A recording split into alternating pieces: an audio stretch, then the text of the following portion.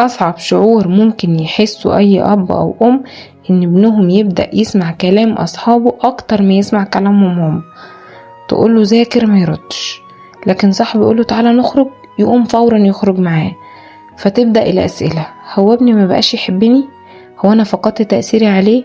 طب هو أصحابه بقى أهم مني؟ لكن الحقيقة الموضوع مش كره ومش قلة التربية برضو، الموضوع له تفسير نفسي أكبر بكتير.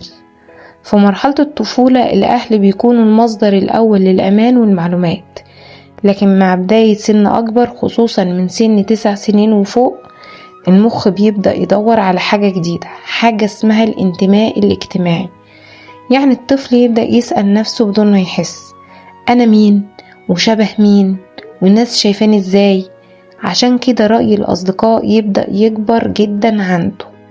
المراهق بيحتاج الانتماء زي احتياجه للحب، وده مش معناه انك بقيتي اقل اهمية بالنسبة له، بالعكس معناها ان طفلك دخل مرحلة جديدة محتاجة تعامل مختلف. طب ليه الطفل احيانا يهرب من كلام اهله؟ اوقات كتير المشكلة مش في النصيحة نفسها، المشكلة في احساس الطفل وهو بيسمعها. زي مثلا تقوليله انت دايما غلط، شوف الناس احسن منك ازاي، انا فاهمة مصلحتك. الجمل دي ممكن تكون عادية بالنسبة للأهل، لكن الطفل يسمعها بطريقة مختلفة تماما، بيترجمها فورا في دماغه: أنا فاشل، محدش فهمني.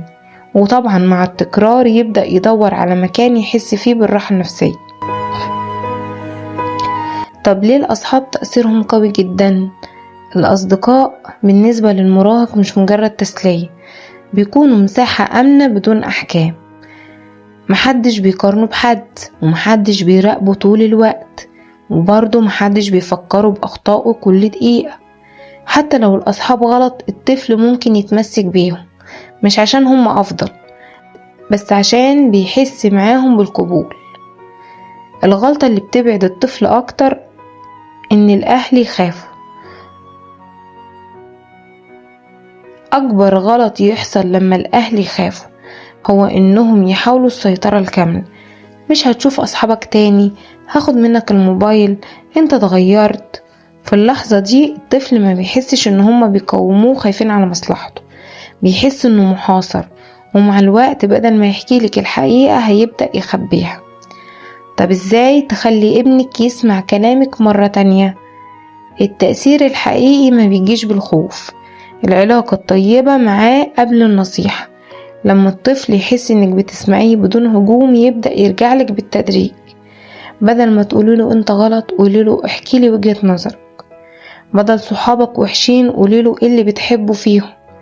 بدل انت اتغيرت قوليله حاسة ان في حاجة مضايقاك. الحقيقة اللي كتير من الاهالي ما يعرفوهاش: الطفل ما بيبعدش فجأة، الابتعاد بيحصل بالتدريج. كل مرة يحس فيها انه غير مسموع او غير مفهوم او بتقارنيه بغيره بياخد خطوة صغيرة بعيدة. بس الجميل في الامر ان القرب دايما بيرجع بالتدريج برضه، بسؤال هادي، باحتواء، بلحظة اهتمام. ابنك مش محتاج اهل كاملين، هو بس محتاج اهل يحس معاهم بالامان. لو عجبك الفيديو ده متنسيش تعملي لايك واشتراك في القناة عشان يوصلك كل جديد.